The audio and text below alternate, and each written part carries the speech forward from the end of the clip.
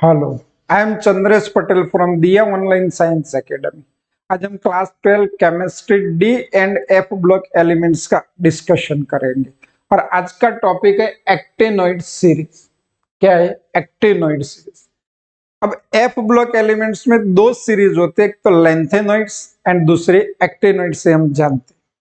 अब हमें पहली यहाँ पे बात है कि भाई एक्टिनोइड सीरीज के जो भी एलिमेंट्स है, का तो ये सीरीज के स्टडी डिफिकल्ट है, क्यों वो हमें समझाना है। क्वेश्चन ये है कि why the study of actinoid series is more difficult. इसकी स्टडी ज्यादा डिफिकल्ट है, वो हमें आज समझना है। तो पहली बात ये करेंगे भाई एक्टिनोइड सीरीज में मेंबर्स कौन से होते हैं। तो एक तो 14 मेंबर होते।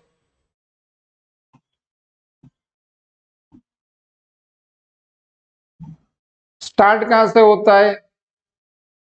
तो थोरियम से, थोरियम टू लॉरेंस। थोरियम का एटॉमिक नंबर होता है 90 और इसका एटॉमिक नंबर होता है 103। अब ये सभी एलिमेंट्स रेडियो एक्टिव है।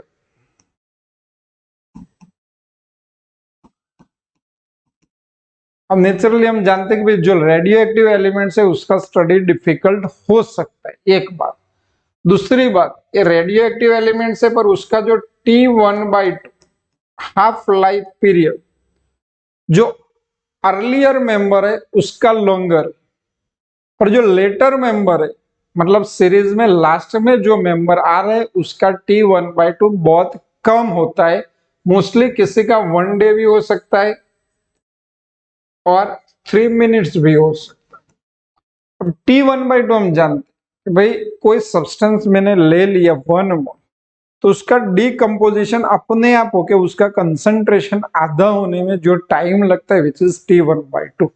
मतलब एक तो ये एलिमेंट्स की स्टेबिलिटी बताता है, जितना T1/2 कम है उतनी उसकी अवेलेबिलिटी नेचर में कम मिलेगी। तो एक्टिनोइड सीरीज रेडियो एक्टिव है इसीलिए उसका स्टडी डिफिकल्ट है। दूसरा, उसका T1/2 हाफ लाइफ पीरियड बहुत कम है, जो लेटर मेंबर है उसका, तो इसके लिए उसकी अवेलेबिलिटी बहुत कम है, तो इसका स्टडी डिफिकल्ट है। तीसरी बात, यूरेनियम 92, उसके बाद के जो एलिमेंट्स है आर्टिफिशियली बनाए जाते हैं, मैन मेड एलिमेंट्स, और नेचर में तो मिलते ही नहीं है, पर लेबोरेटरी में भी बनाया जाए तो नैनोग्राम क्वांटिटी में, किस क्वांटिटी में? नैनोग्राम क्वांटिटी में हमें मिलता। तो इतनी कम क्वांटिटी में हम इसका स्टडी कैसे कर पाए? तो इसीलिए एक्टिनोइड सीरीज का स्टडी डिफिकल्ट है। पॉइंट टू पॉइंट देखते हैं। The actinoids include the 14 elements from thorium to lawrencium. The actinoids are radioactive with earlier member having longer half-life than the later members. Later member का इतना हो सकता है। The later member could be prepared only in nanogram quantities. These facts render their study more difficult. तो इसी की वजह से एक्टिनोइड सीरीज का स्टडी डिफिकल्ट होता है। हमें एक्टिनोइड सीरीज के 14 एलिमेंट्स के नाम, उसके सिंबल और उसका एटॉमिक नंबर और इलेक्ट्रॉनिक कॉन्फ़िगरेशन देखनी। तो इसके लिए हमें एक लाइन याद रखनी पड़ेगी। ये लाइन में हमें ऐसे लिखा हुआ है,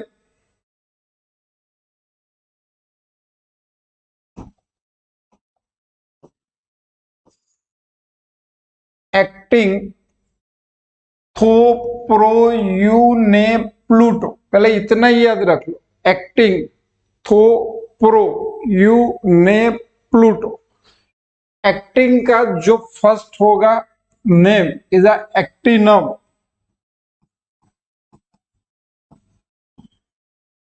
symbol is a AC and atomic number 89. Second, thorium,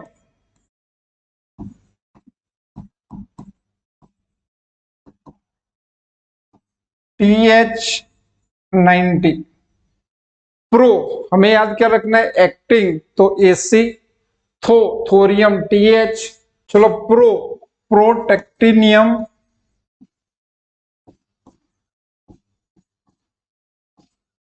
नियम सिंबल PA 91, यू अब आपके सामने क्या है, यू तो यूरेनियम,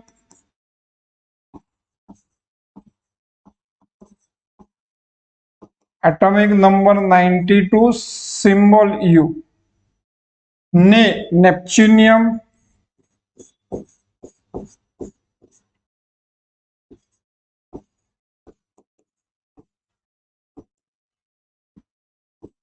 NP93, प्लूटोनियम,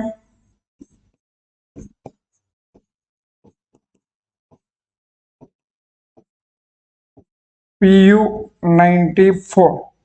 तो इतना आपको याद रह जाएगा, एक्टिंग, थो, प्रो, यू, ने, Pluto, actinium, thorium, protactinium, uranium, neptunium and plutonium, ये एलिमेंट्स और उसके इलेक्ट्रॉनिक कॉन्फ़िगरेशन इसके बाद आएगी।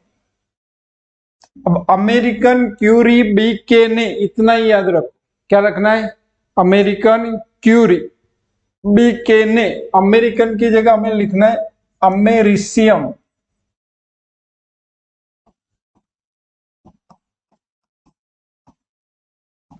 Symbol is AM, atomic number 95।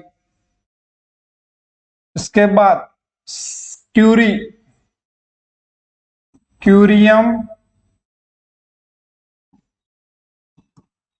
CM symbol 96 atomic number, BK तो BK सिंबल ये बर्केलियम,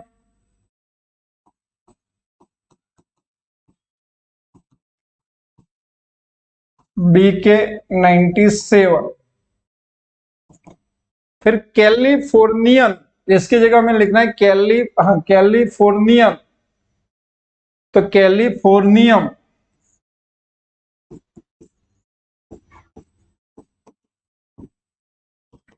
CF98। आइंस्टाइन के फॉर्म में नोबल ला दिया, तो यहाँ पे आइंस्टीनियम,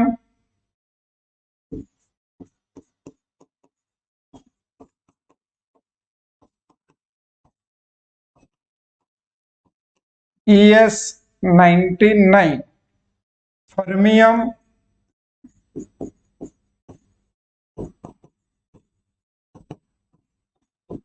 FM100, में मेंडेलियम, में मतलब क्या करना है हमें, मेंडेलियम,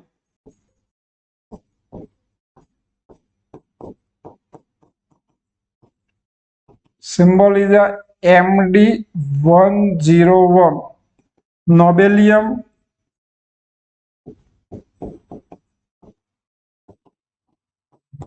NO102 एंड लॉरेंसियम, ला ला को हम क्या रिप्रेजेंट करेंगे, लॉरेंसियम,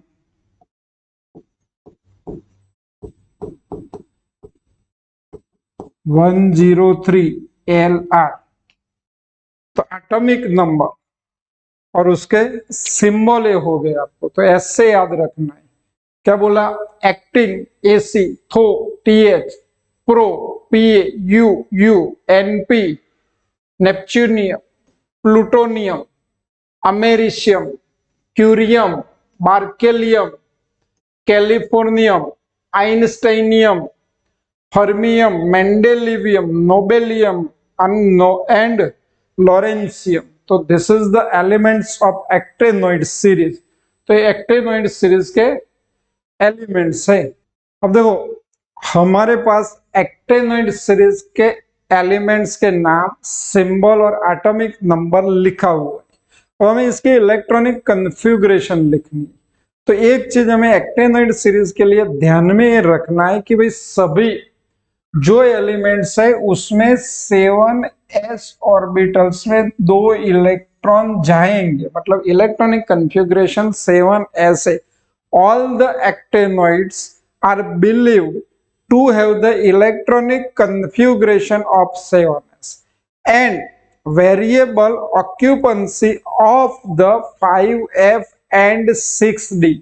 और इसके बाद इलेक्ट्रॉन जाएंगे किसमें, तो 6d में जाएंगे और 5f में जाएंगे, पर इसमें वेरिएबिलिटी आपको मिलेगी, एक्यूरेसी मिलेगी नहीं। तो ये इलेक्ट्रॉनिक कन्फिग्रेशन हमें लिखनी है।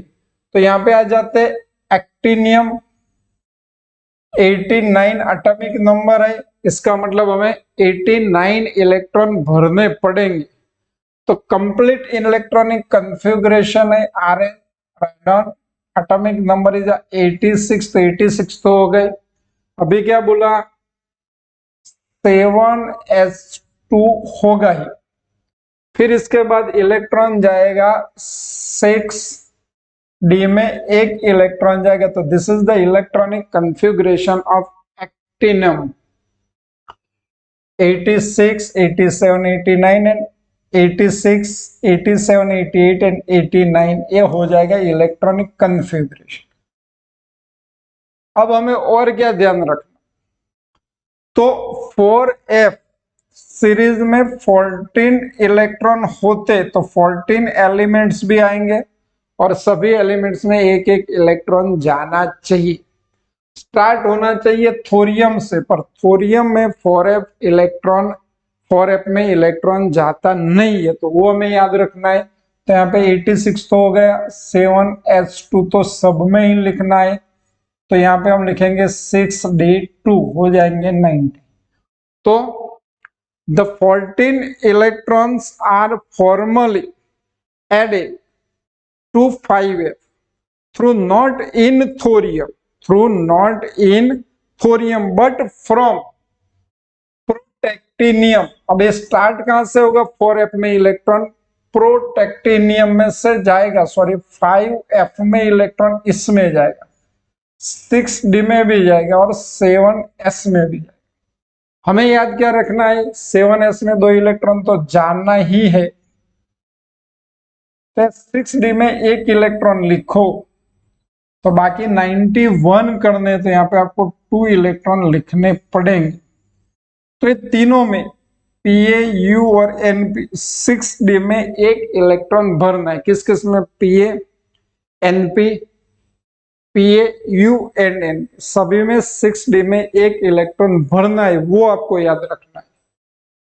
बाकी नंबर ऑफ इलेक्ट्रॉन ऐड करते जाओ, तो 5f3, 6d1, 7s2, 5f4, 6d1, 7s2। अब प्लूटोनियम में से 5d, इसकी इलेक्ट्रॉनिक कन्फिग्रेशन लिखो, तो ये 6d को निकाल दो, और टोटल इलेक्ट्रॉन ऐसे 7s2 और 5d, तो 4 + 5 और एक इलेक्ट्रॉन ऐड करना होगा, तो 5f6 7s2 इसकी इलेक्ट्रॉनिक कन्फिग्रेशन होगी। यहां पे आ जाते हैं, क्या होगा, 7s2 5f, एक इलेक्ट्रॉन ऐड कर दो 7। अब देखो 5f7 तो आ गया। एक्टेनॉइड की इलेक्ट्रॉनिक कन्फिग्रेशन में भी हमें इरेगुलरिटी दिखाई देगी। रीजन क्या है, तो stable electronic configuration, stable electronic configuration कौन सी आएगी, F0, F7 या F14, और इसकी वजह से इस सीरीज में भी इलेक्ट्रॉनिक कन्फिग्रेशन में इरेगुलरिटी मिलती है। तो यहाँ पे हमें लिखना होगा क्यूरियम, तो 7s2 तो हो जाएगा 5f। अब इसमें 8 इलेक्ट्रॉन नहीं होगा, 5f7 ही रहेगा, तो दूसरा इलेक्ट्रॉन कहाँ जाएगा, 6d1। अब आपको d इसके अलावा लास्ट में यूज करना है, तब तक 6d का यूज नहीं करना, ये ध्यान रखना है। तो क्या होगा, 5f, 7s2, 7, 8, तो यहाँ पे हमें 9 लिखना पड़ेगा। फिर कंटिन्यूटी आएगी, 5f10, 7s2, 5f11, 7s2 5f12 7s2 5f13 7s2 5f14 7s2। तो यहाँ पे f14 हो गया। तो यहाँ पे लिखा हुआ है कि भाई स्टेबिलिटी हो जाती है और f में 14 से ज्यादा इलेक्ट्रॉन जाएंगे नहीं। तो यहाँ पे क्या लिखेंगे 5f14 6d1 7s2।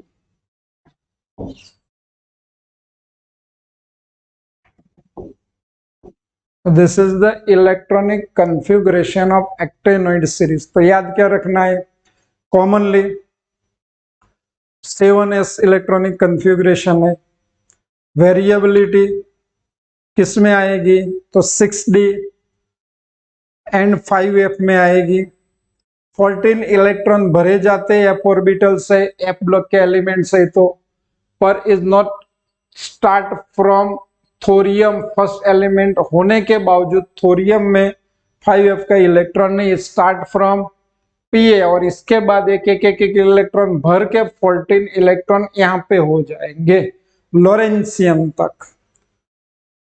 दूसरी बात, इरेगुलरिटी दिखाई देती है। इरेगुलरिटी क्यों दिखाई देती है, तो स्टेबल इलेक्ट्रॉनिक कन्फिगुरेशन की वजह से F0 F7 और F14 हो। तो एज ए एग्जाम्पल भाई यहाँ पे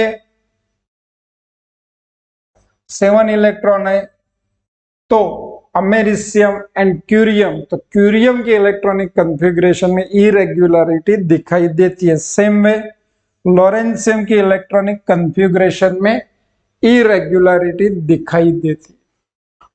देखो श्रोडिंगर इक्वेशन, इसके मदद से हम ऑर्बिटल्स के शेप डिसाइड करते हैं और वो जो वेव मैकेनिज्म है इसमें 4f और 5f दोनों के सेम शेप मिलते, पर 4f ऑर्बिटल्स जो है न्यूक्लियस से ज्यादा नजदीक होती, 5f ऑर्बिटल्स है न्यूक्लियस से कंपैरेटिवली इतनी नजदीक नहीं होती। तो 5f ऑर्बिटल्स के इलेक्ट्रॉन शेयरिंग में बॉन्ड बनाने में ज्यादा पार्ट लेते, इसीलिए 5f ऑर्बिटल्स में बॉन्डिंग ज्यादा होती है। तो ये पूरी चीज हम लिखी हुई कैसे लिखते हैं वो भी देखेंगे। इलेक्ट्रॉनिक कन्फिगुरेशन जो डिस्कस किया उसी की बात हम कर रहे हैं। All the actinoids are believed to have the electronic configuration of 7s2 and variable occupancy of the 5f and 6d subset. मतलब सभी में 7s इलेक्ट्रॉनिक कन्फिगुरेशन तो है 2 और 5 और 6d में इलेक्ट्रॉन वेरिएबली फिलअप होते। The 14 elements are formally added to 5f। 5f में 14 इलेक्ट्रॉन ऐड होने चाहिए। स्टार्ट कहां से होता है, through not in thorium but from Pa onward the 5f orbitals are complete at element 103। The irregularity in the electronic configuration of the actinoids like those in the lanthanoids are related to the stability of the F0, F7 and F14 occupancies of the 5f orbit. Thus, the configuration of AM and CM are given. Although the 5f orbitals resemble the 4f orbitals in their angular part of the wave function, मतलब दोनों same है, they are not as bright as 4f orbitals and hence 5f electron can participate in bonding to a far greater extent. So this is the electronic configuration of actinoid series। तो actinoid series की electronic configuration के बारे में बात है। अब अभी हमने एक्टेनॉइड सीरीज के एलिमेंट्स और इसके सिंबल समझे, तो अभी सिंबल हमें फिर से लिखने हो तो हमें क्या याद रखना पड़ेगा, बहुत याद कर लो। तो क्या था, एक्टिंग, थो, पो, यू, ने, प्लूटो, एक्टिंग थोपो यू ने प्लूटो, इतना याद रखो। अमेरिकन क्यूरी, अमेरिकन क्यूरी, बीकेन, कैलिफोर्निया, कैलिफोर्नियम, कैलिफोर्नियन आइंस्टाइन, हम में नोबल ला दिया। तो पूरे एलिमेंट्स हो जाए। अब इसका ऑक्सीडेशन नंबर हमें लिखना है। तो क्या करना है, ऑक्सीडेशन नंबर लिखना। तो पहले सब में +3 ऑक्सीडेशन स्टेट है, थोरियम में मत लिखो, बाकी सब में +3 कर दो, ऊपर लिखा हुआ ही है। तो इससे एक बात हमें ये समझ में आई कि भाई एक्टिनोइड्स जो एलिमेंट्स है उसमें common electron, common oxidation state +3 है। एक्टिनोइड्स एलिमेंट्स के कॉमन ऑक्सीडेशन स्टेट लेंथेनोइड की तरह ही +3।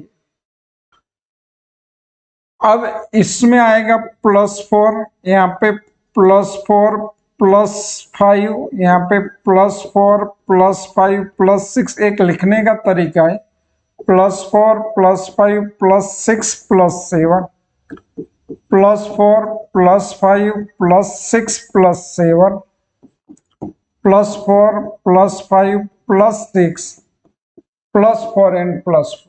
तो ऐसे ही आपको एक्टिनोइड सीरीज के जो एलिमेंट्स है उसमें के ऑक्सीडेशन स्टेट लिखना आ जाएगा।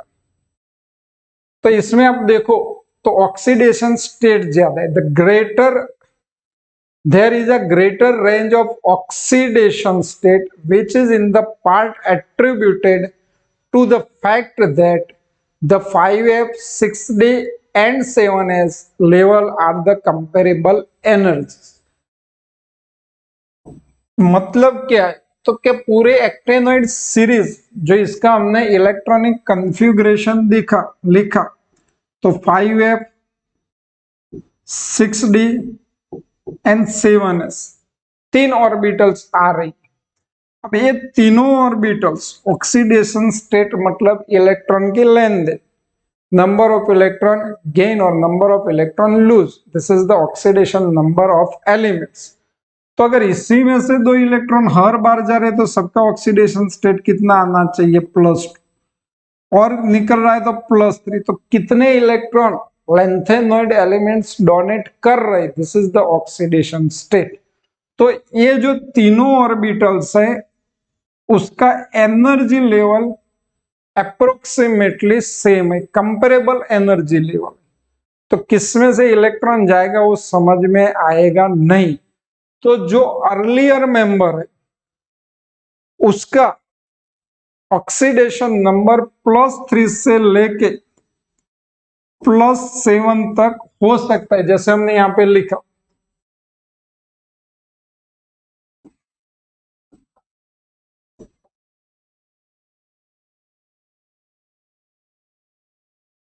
और उसका रीजन क्या है, तो ये ऑर्बिटल्स जो है उसकी एनर्जी लेवल सेम है।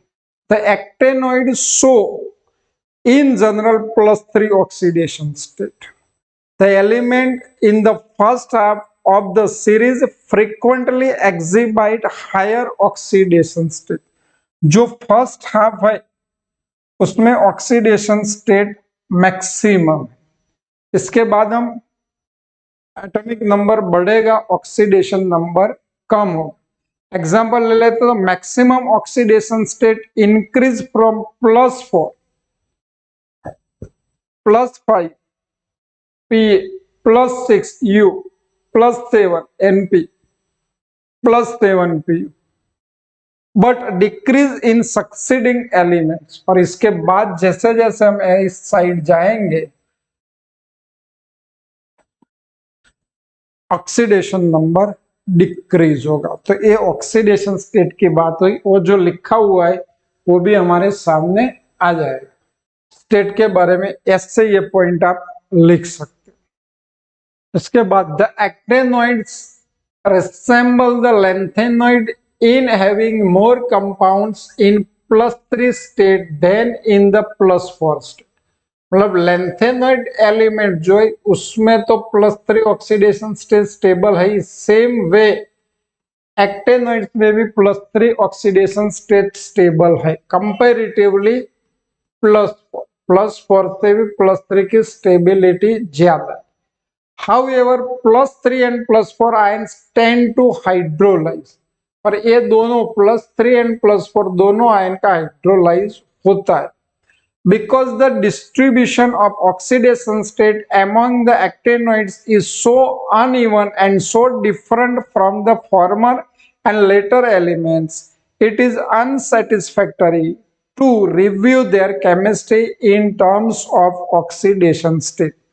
तो क्वेश्चन भी है कि भाई ऑक्सीडेशन स्टेट से हम एक्टेनॉइड सीरीज का स्टडी डिफिकल्ट होता है तो इसका रिव्यू डिफिकल्ट है। क्यों? तो इसका ये आंसर है because of the distribution of oxidation state among the actinoid is so uneven and so different from the former and latter elements, it is unsatisfactory to review their chemistry in terms of oxidation state. तो ये चीज हमें ध्यान में रखनी है। अब हमें आयोनिक साइज के बारे में डिस्कस करते हैं। तो हम जानते हैं कि भाई M+3 आयन जो है लेंथेनॉइड सीरीज में उसके साइज जो डिक्रीज हो रही है, रेगुलर डिक्रीज हो रही है, और उसको हम लेंथेनॉइड कॉन्ट्रैक्शन बोलते। सेम वे एक्टेनॉइड सीरीज में भी left hand side to right hand side जाएंगे तो साइज डिक्रीज होगी, पर 5f ऑर्बिटल्स की जो शिल्डिंग इफेक्ट है 4f ऑर्बिटल की कंपैरेटिवली पुअर शिल्डिंग इफेक्ट। तो इसमें कंट्रैक्शन आपको 4f से f के कंपैरेटिवली ज्यादा मिलेगा, पर यही फिनोमिना को भी हम एक्टेनॉइड कंट्रैक्शन बोलेंगे। लेंथेनॉइड सीरीज में लेंथेनॉइड कंट्रैक्शन, एक्टेनॉइड सीरीज में एक्टेनॉइड कंट्रैक्शन। देखते हैं in general trend in lanthanoid is observable in the actinoid as well. There is a gradual decrease in the size of atoms or M+3 ions across the series. This may be referred to as the actinoid contraction, like lanthanoid contraction. The contraction is however greater from element to element in this series, resulting for poor shielding by 5f electron. 5f का shielding कैसा होता है? Poor होता है, तो इसकी वजह से कंट्रैक्शन ज्यादा होता है।